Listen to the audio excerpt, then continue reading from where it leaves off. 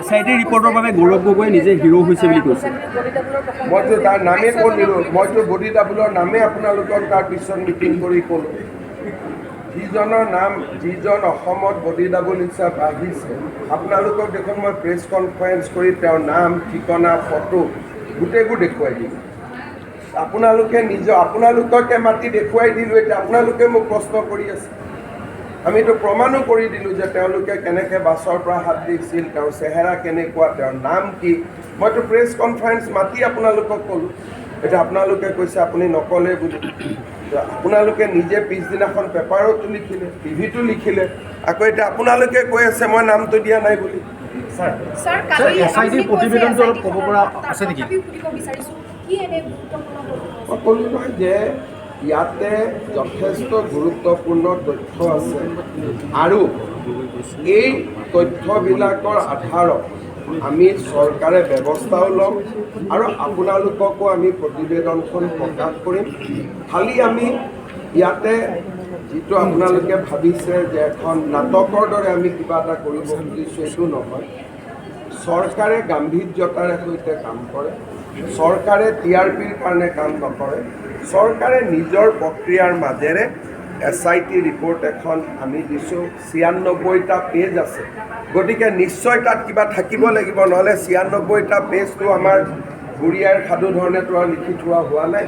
গতিকে 96 পেজৰ এখন ৰিপৰ্ট হ'লে তাৰ গাম্ভীৰ্যতাটো আপোনালোকে নিজে বুজিব লাগিব। স্যাৰ, কংগ্ৰেছ কৰ্মীসকলে আৰু লিডাৰসকলে দাবী কৰি আছে যে এইখন ৰিপৰ্টত একো নাই আৰু মই ক'লোঁ যে কাক ইণ্টাৰোগেশ্যনত মাতিব লাগে নালাগে কংগ্ৰেছৰ কৰ্মীয়ে ডিচাইড কৰিব নে পুলিচে ডিচাইড কৰিব? কংগ্ৰেছৰ কৰ্মীবোৰ কোন? মেক্সিমামটো সন্দেহযুক্ত নাগৰিকে আছে কংগ্ৰেছত। যোৱাকালি যে কংগ্ৰেছৰ মিটিংবোৰ হৈছে তাততো মেক্সিমাম সন্দেহযুক্ত নাগৰিকবিলাকেই কংগ্ৰেছত আছে, হয়নে নহয়?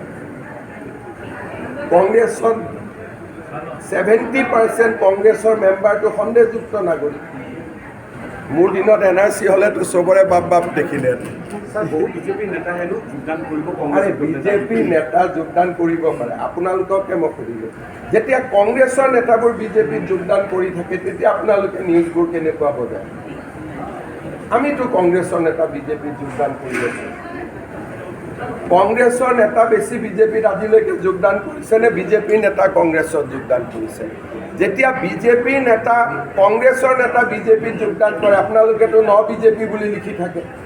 এতিয়া কংগ্ৰেছত যোগদান কৰা নেতাকেইজনক আপোনালোকে কিয় কালিৰ পৰা কংগ্ৰেছী বুলি কোৱা নাই? সেইকাৰণে মানুহে আপোনালোকক বেয়া পায়। আপোনালোকক যে মানুহে বেয়া পায়, আপোনালোকৰ যে টিভিও নাচায়, আপোনালোকে যে TRPও নাপায়, পেপাৰো বিক্ৰী নহয়, কিয় নহয়? আজি যদি বিজেপিৰ এজন ইয়াতে বিজেপিত জোন কৰে কংগ্ৰেছৰ, ৰাতি তাত আপোনালোকে টকচু পাতি শ্ৰাদ্ধ পাতি দিব যে বিজেপি পুৰণা বিজেপি খঙত হৈ গ'ল, ৰাজেন গোহাঁয়ে বেয়া পালে, মোকে বেয়া পালে। সেই একেটা নিউজ এতিয়া আপোনালোকে কিয় কংগ্ৰেছৰ কাৰণে কৰা নাই? আপোনালোকে মোক উত্তৰ দিয়ক। আজিতো ময়ো জানো যে তাত জইন কৰাৰ কাৰণে কমলপুৰত আন্দোলন হৈছে, কিবা হৈছে, সেইবিলাক আপোনালোকে কিয় বুজোৱা নাই? আপোনালোকে যিমানে কংগ্ৰেছ কৰিব আপোনালোক সিমানে এক্সপ'জ হ'ব মানুহৰ ওচৰত। বুজি পালেতো?